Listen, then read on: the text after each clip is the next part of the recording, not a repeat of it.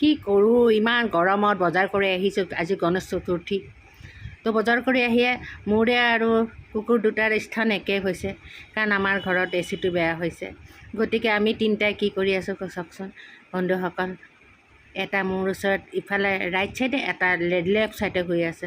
মানে আমাৰ তিনিটাৰ স্থান একে। এতিয়া উপায় নাই, আৰু পূজাও দিয়া নাই এতিয়ালৈকে। গৰম মানে জিৰাইছোঁ অকণমান, ওপৰত ফেনখন চলাই লৈছোঁ। এতিয়া ফেন অন্যদিনে ফেনক পাত্তাই নিদিওঁ, আজি ফেনেই মোৰ জীৱন, ফেনেই চব, এনেকুৱা এটা অৱস্থা হৈছে।